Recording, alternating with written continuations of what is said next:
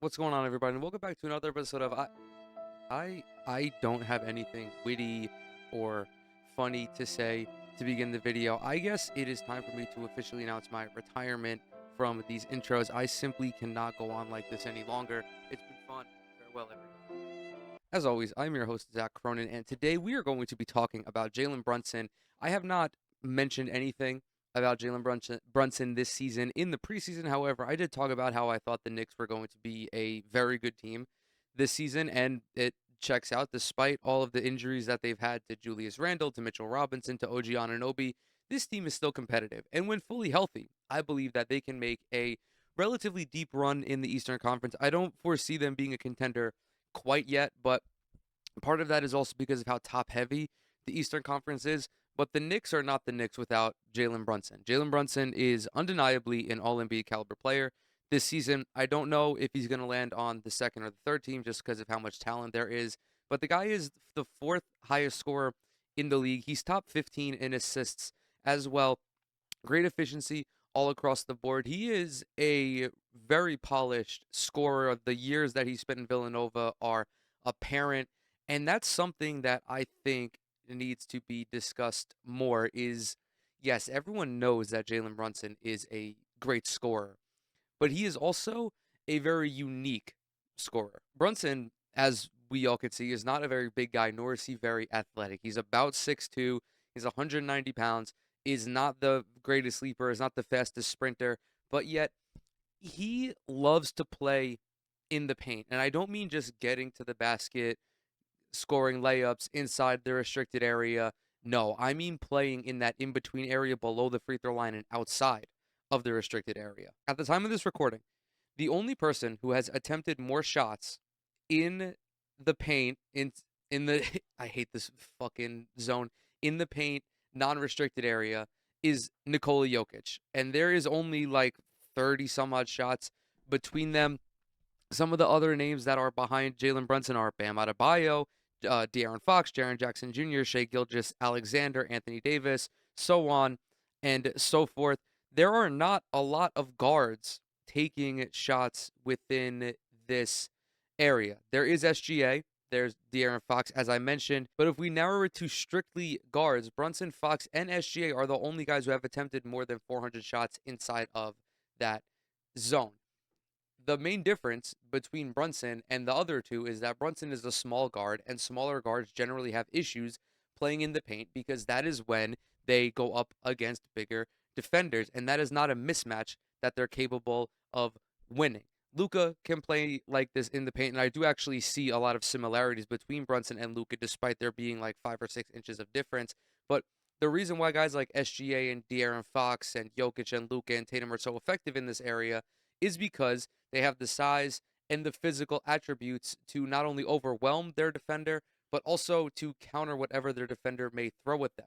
Brunson, however, has a tremendous basketball IQ. He has a tremendous scorer's IQ as well. He is very adept at feeling where the defender is, at understanding his body in relation to not only his defender, but the help defender as well. He's also very crafty when it comes to keeping his defenders off balance, very much like how James Harden did back in his prime years with Houston. Just takes a bunch of unorthodox shots that are really goofy looking because they're not when the defender would typically anticipate him getting the shot off. He's been doing this for the entirety of the season.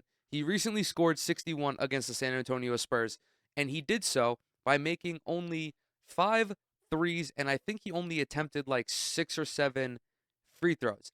He made 22s in that game, and a lot of those twos were of the variety that I just talked about. Now, without further ado, we are going to get into the film session of this game. I'm going to try to only talk about the twos that he made because a lot of these threes were just open threes that he walked into off a pick and roll or open threes that he got coming off of a screen. But it is much more fascinating to watch him operate inside the 3 point line and inside of the free throw line. There were a couple different defenders, a couple different looks that the Spurs threw at Jalen Brunson. He was guarded by Champagny, by Sohan, by Blake Wesley. They went over screens in the pick and roll. They went under screens in the pick and roll. They switched. They did a whole bunch of stuff to try to get him out of this rhythm. It didn't work because he still finished with 61 on 25 of 47 shooting. But some of these shots, it's just like they look ridiculous. But you can tell that these are shots that not only Brunson is comfortable making, but these are the shots that he wants to take. Julian Champagny on early, so we have him going under the screen. The gather begins outside of the paint. And there really isn't even a gather. It's a one dribble and right up into this little floater. The reason for that is if Brunson takes another dribble, he is dribbling right into getting his shit swallowed up by Victor Wembanyama. You have to respect the shot blocker. It doesn't matter how great of a scorer you are in the NBA.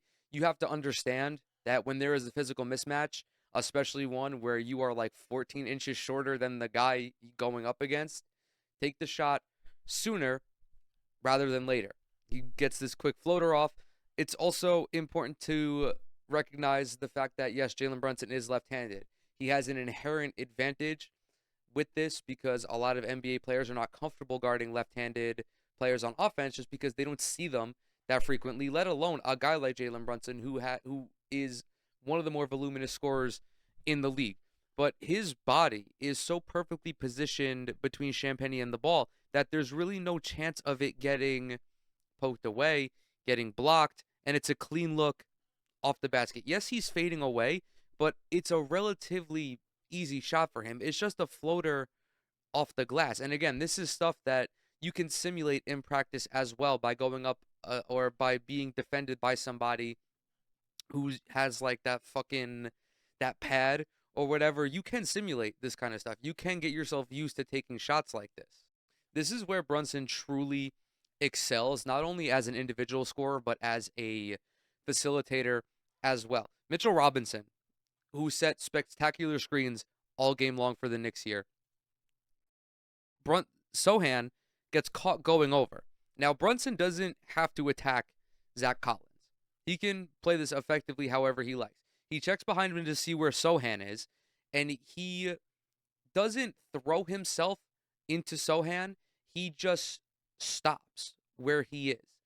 You're not going to get called for a foul like that. We've seen players do this in transition where they just kind of stop, but sometimes they stop a little too forcefully or they throw it back on the defender, and that's where you're going to get whistled for an offensive foul. If you just maintain your dribble, but throw in, like, I guess you could call this a little hesitation, you get the defender on your back, you can do whatever you want. Sohan is not going to be able to reach around. He'll get called for the foul. If you see his arm go over the top of it, you can raise up into a jump shot, which is something that Jalen Brunson does later on in the game. And also, Zach Collins has to decide what to do here. Does he take the roll? Does he come up on Brunson and potentially give up the dunk? And then once you're where you want to be, Sohan has already wrapped around onto Brunson's right side. You're allowing Brunson to freely use his strong hand. So a little bump, square, easy floater, and then look at the feet here. God damn it. He is always on balance. Not necessarily square to the basket here, but when you're this close to the hoop, that doesn't matter as much. It's more about just getting a free look. And that is a shot that if you're a guard, you need to have in your arsenal. It opens up so many possibilities for you. Kyrie has it. Steph has it. Trae Young has it. I do also want to differentiate. I should have mentioned this in the beginning, but we've seen undersized guards get into the paint and just dominate. Steph, Dame, Kyrie, the guys that I just mentioned, but they don't really play like Jalen Brunson does. It is two very distinct play styles, and you also have to take into account that guys like Steph and Kyrie and Dame are an entirely different player on offense. Super, super handles, insane quickness, just incredible ball handlers. Brunson is a fantastic ball handler in his own right, but it's a different style of ball handling. Mitchell Robinson comes over, sets this screen. San Antonio is doing a good job going over the screen. I think that's the way that you game plan for this. And we see it again. You stop short of where the big is. Champagny has to fight over this screen. He has to fight to get back into the play. If he fights over the screen and into the play too aggressively, he's going to run into you and get called for a foul. So he has to kind of position himself behind Jalen Brunson so that way he doesn't get called for the foul. Now, again, one more dribble. Once you get inside this dotted line here, not only do you have Zach Collins, you have Jeremy Sohan, poor congestion, poor spacing. So all you need is like that one dribble at the free throw line to gather yourself and throw up this floater. We have a double screen here. Brunson more than likely going to go left on every screen. That's because it's his strong hand. Every player wants to try to get to their strong hand as quickly as possible. He's guarded by Blake Wesley here, who has to fight over the screen. Just as I mentioned with Sohan, he's on, he's on Jalen Brunson's ass, like literally on his butt cheeks. Brunson feels this, is assessing the floor. He's looking over at DiVincenzo. He can feel Wesley on him, and he can also probably feel that he's trying to contest this shot from the back. Not everybody is Manu Ginobili. Not everybody is going to be able to get that rejection from behind. So what do? You stop because, again, if you dribble, you're going to dribble into congestion, and you don't want to do that. You stop, you square yourself, and you pull up. You get bumped in the back, and you make an easy shot for the and one. End of the first quarter here. Final shot of the first quarter. Jalen Brunson gets free, fakes the dribble handoff, is working one-on-one against Wesley. Wesley does a good job of taking away the drive. Forces Brunson into a little post. This bump right here causes Wesley to stumble, but also because on the bump, if you look at his foot, it gets stuck under Brunson's, which allows him to get free for the shot. But either way, I think the bump would have been enough to free up the shot because we see it happen later on in the game. Another good job of just recognizing floor position of where the help defender is. It is a one-on-one right here. There is no one ready for this drive. Brunson gets this ball in the corner, walks it back out to the wing, kind of lulls Keldon Johnson to sleep on defense, almost thinking that he's going to bring this out and they're going to run something at the end of the clock. Brunson knows that all he needs is a hard crossover to get the step. Bang. Gathers and gets the shot off outside of the paint.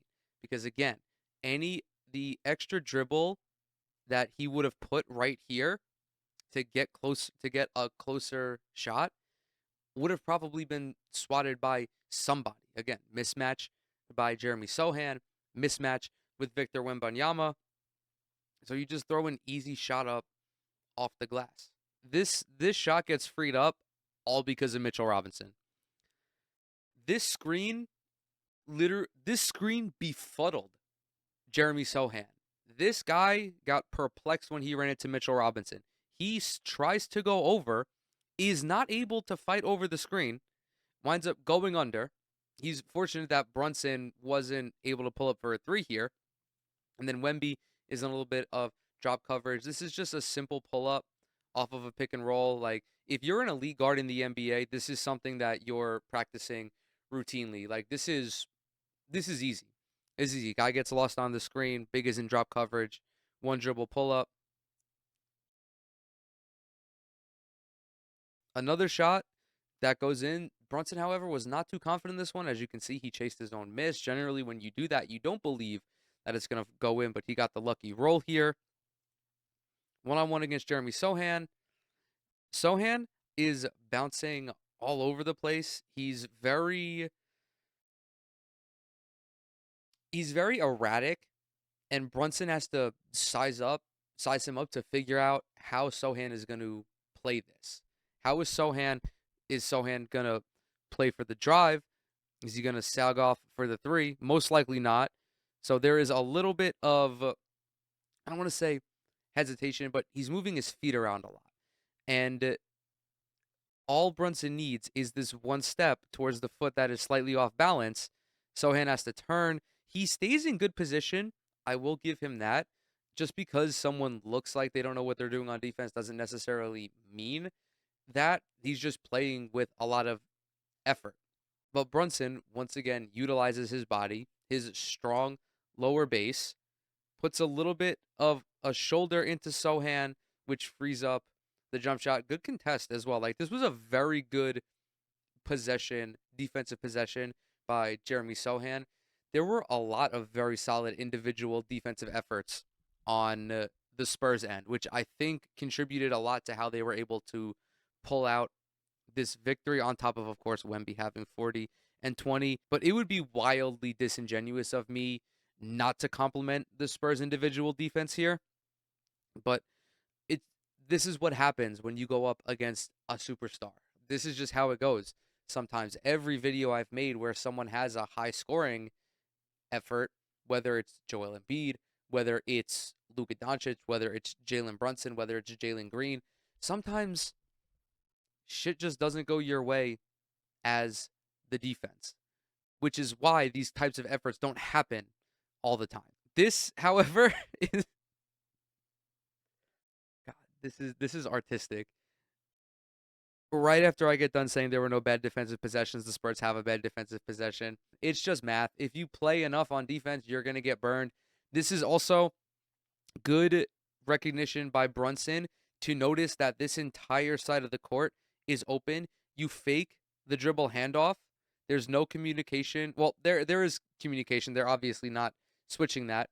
And then you just burn Jeremy Sohan because why not? It's also early in the shot clock as well. 18 seconds. Like, maybe there's something that's unfolding here. But Sohan gets caught up just a little bit, turns his head just a little bit. You can see it in real time. Turns a little bit just to see what's going on with Wesley and DiVincenzo, and that's how you get burned. This is another one of those moves that every guard needs to have. Champagny gets caught up on the screen a little bit. There is a lot of congestion here. There are three guys within spitting distance of Jalen Brunson, one of them being the most elite shot blocker in the NBA. So, obviously, you're not going to force the issue into the paint. And if you're a solid mid-range shooter and you have confidence in your 15-footer, all you got to do is just step back a little bit, create the space that you need to get the shot off. Like, this is a decent contest by Champagny. I'm not gonna try to poo-poo his effort here. But when you're the fourth leading scorer in the league, you can make shots over good contests. This is the this is the slowest backdoor cut of all time. Cedi Osman forces Brunson to pick up his dribble. Great effort. He cannot do anything from here. You have the size advantage. His footwork is not where it needs to be to get a shot off. Naturally, he's going to try to dish the ball out and do something, whether it's a reset, whether it's a give and go like we see here. So in this situation, if you're the defender, you have to be aware that there's no one here to help you on this cut. Wemby's guarding Hartenstein. Trey Jones is over here on the weak side corner. You're not going to be able to get help from Devin Vassell. He's not going to leave his man. And Julian Champagny is not. He's at the top of the key. You have to deny this backdoor cut. Don't worry about what's going on with everybody else. This is the closest pass. You take away the closest pass when you're the defender. Osman gets caught looking in the corner, and then later on, he gets beat. Not only does he get beat, he knows that Brunson is cutting. So try to stay with this pass as close as you can. On the cut, he turns his head and looks to the sideline, which frees up this pass. This is a hell of a pass by Hartenstein, by the way. This is a 7-footer not named Nikola Jokic making this pass. That was not very good effort on the back door. And clearly, Greg Popovich was not pleased with it because he went ahead and called a timeout right after. This was just a beautiful action to get Brunson open for a three. We're only going to watch it. So he sets this screen, and then his screener, oh my God, I can't even fucking watch this unfold. Okay, so Champagny switches off of Brunson, and then the switch gets screened and it's a wide open jump shot. I don't know what the fuck Wemby is doing right here. That's not doing much. Easy set. Beautiful set though. Beautiful set. This is how you attack a bigger defender, a taller defender, I should say. Because generally taller means slower, especially when guys who are taller than 7 feet enter the equation, because just the biomechanics of their body do not allow them to be that agile. Brunson, although it's the end of the shot clock, he doesn't go right away. He does a couple size up dribbles, which allows him to see how Wemby is going to play this. Wemby elects to shade him to the right. Good shade. Take away his strong hand at the end of the clock. Also, force him into your help. There are three guys on the right side of the court as opposed to just Cedi Osman. However, Brunson knows that all he needs is a good, hard crossover to get by Wemby. That's exactly what he does.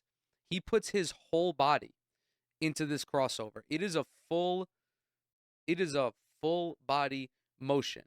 And then the thing that anyone will talk about is if you can get the defender to have to turn their hips, that works in your favor because they're not going to be able to do that fast enough. And then pulling up at the free throw line allows Wemby not to get back into the play. Because if you continue to dribble this into the paint because you think that you can get this shot off over Cedi Osman, that may be true, but you have Wemby trailing behind you and he can block it from behind without having to worry about the foul because he has the wingspan to do that. Like Wemby is, I mean, he's still able to get a fucking hand up because he's just such a freak, but the shot, oh my god, it's like they got fucking flashbanged. But the shot is getting off before Wemby is able to actually affect it. Brunson's vision is unaffected, his release is unaffected, and that's why this shot goes in. As the San Antonio has switched up the matchups, I believe this is Branham on Brunson now. You can see Brunson in real time changing how he plays.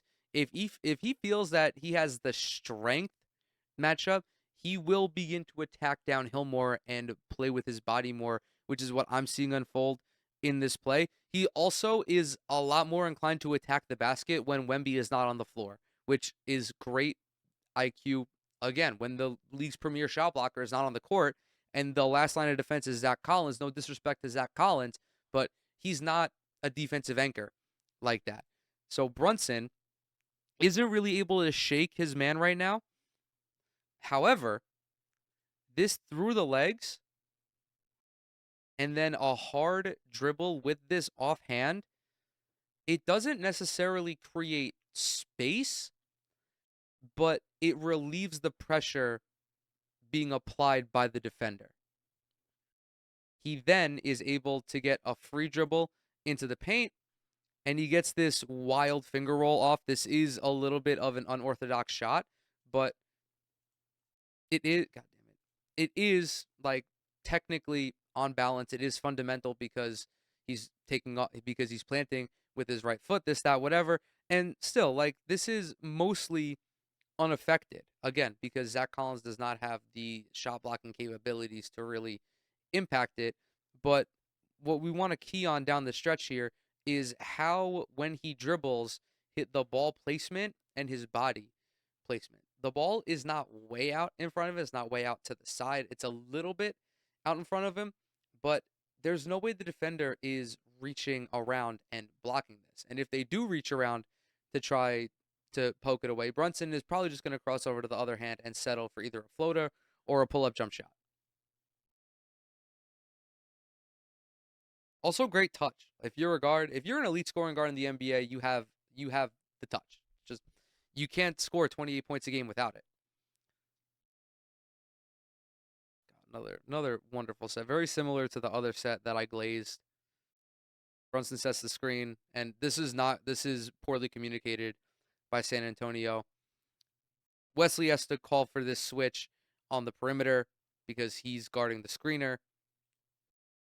If he calls for the switch, then Collins will have to call for the other switch as well if they decide to do that.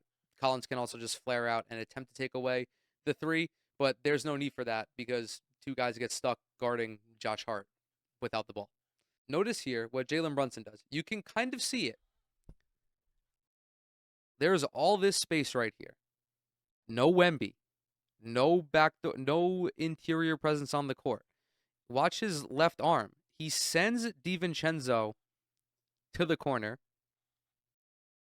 because Wesley is overplaying him. Wesley's in full deny mode. Full deny. He's got however many fucking points at this stage. He's got 42 points at this stage, or 40 points. Full on deny. Brunson reads this and sends DiVincenzo to the corner because he knows he can beat this guy backdoor, which he does. Swim move, boom. Can't recover. On the left side of the court, no less. On the left side of the court with his dominant hand, great swim move. It goes to show that it doesn't matter how athletic or unathletic you are. All you need is a step. And in most cases, you can beat your man off the dribble. Or you can beat your man with the ball. Obviously not always the case. If you're matched up against an elite defender, that's not going to happen. But this is really just fundamental, simple stuff that Brunson is doing. And then also directing traffic on top of it because he is the point guard out there. There's no one else on the court right now that is going to take the ball out of Brunson's hands, especially with Julius Randle not with the team.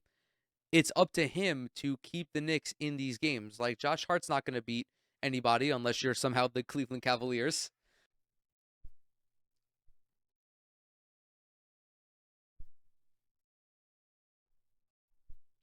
Great shot making. Great shot making. Just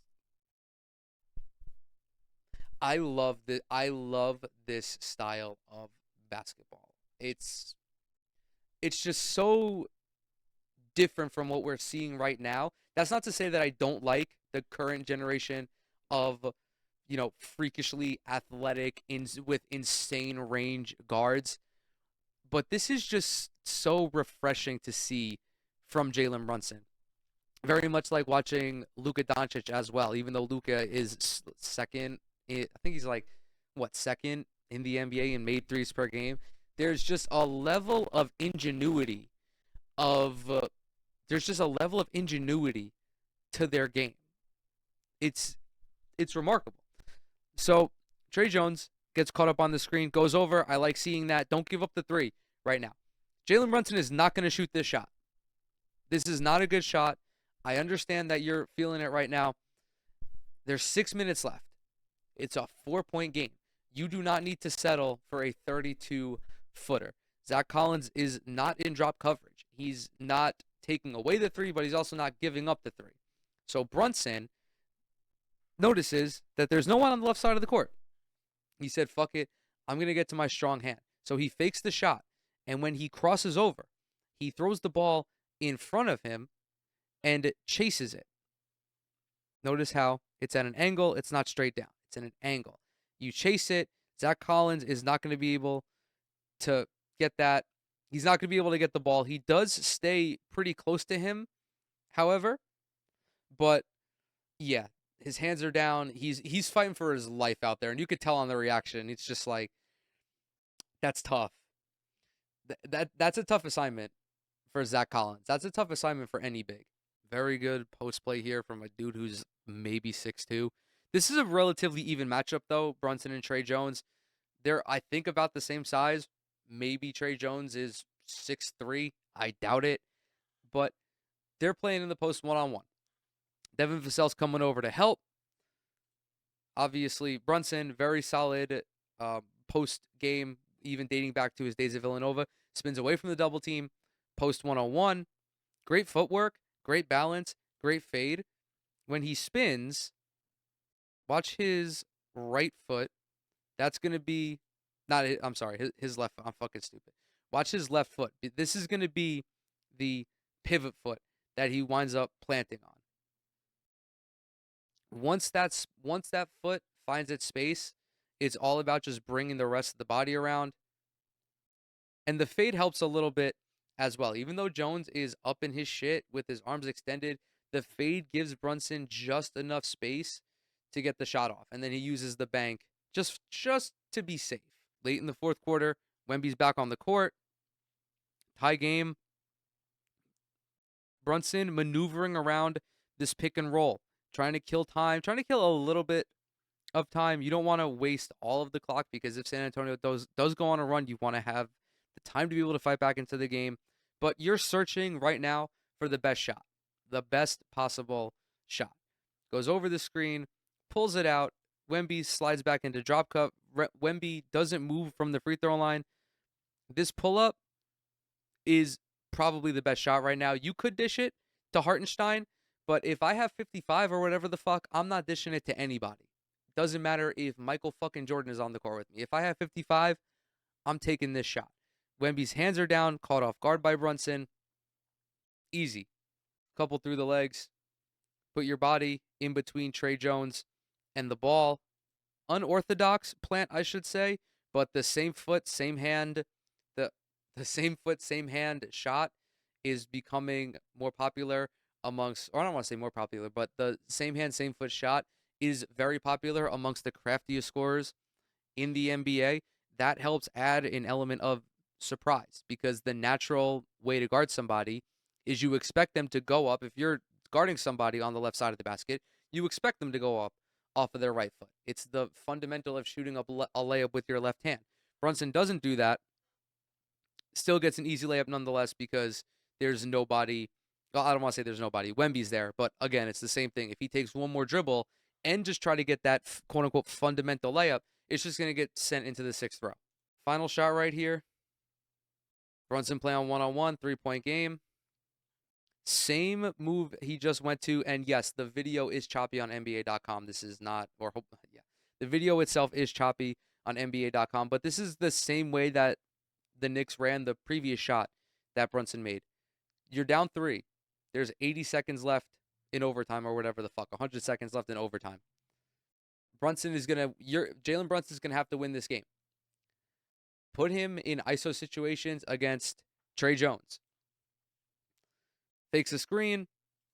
Now does the orthodox or the traditional plant off of his right foot. And this is easy for him. He's been making these shots all night long. Believes he should have got fouled there. And with that, we're going to go ahead and close out this film session. Jalen Brunson, a truly, truly unique scorer. And not to say that there haven't been players like him, not to say that there will never be another player like him, but again, it's the dichotomy between how he scores and how the other premier guards score, especially when you consider the fact that Brunson is a smaller guy. Even compared to a guy like Kyrie or Steph, he plays more like Luka. He plays more like Devin Booker. There are even, shades of Carmelo Anthony. Like, this is, if you took Carmelo Anthony and shrunk him down to 6'2", I think he would have a lot of similarities to Jalen Brunson. The use of his body, the use of the triple threat, the remarkable footwork, the use of your body, this, that, whatever. Jalen Brunson has all of that. And it's all stuff that I know. It's stuff that he's been working on for probably his entire basketball life. These are things that we saw him do when he was at Villanova. And these are the types of plays that we saw him make when he came into the league and when he was with Dallas. And now he has reached his ceiling. A high volume, high efficiency scorer who can score from wherever. He shoots threes at a spectacular rate. He likes to play in the mid-range. He can get into the paint as well. This is something I didn't touch on in the beginning, but his shots inside the restricted area are nearly the same as his shots in the paint outside of the restricted area, which you don't necessarily always see because a lot of the times, if you're a guard and you're unable to get to the paint, you settle. I don't want to say settle, but you take those shots because you don't want to risk getting into the paint. Brunson can get into the restricted area and finish around the basket. However, these shots that we just watched and studied make the rest of his offense more dynamic. And with that, I'm going to go ahead and close this video out. Thank you guys so very much for coming to hang out with me today. As always, everything I'm associated with is down in the description box below. Twitter, Instagram, TikTok. Subscribe to the channel. Leave a like on this video if you enjoyed it. Drop a comment as well. It really helps out with the algorithm. If you do any of those three things, you will become my new favorite person. And with that, I will catch y'all in the next one.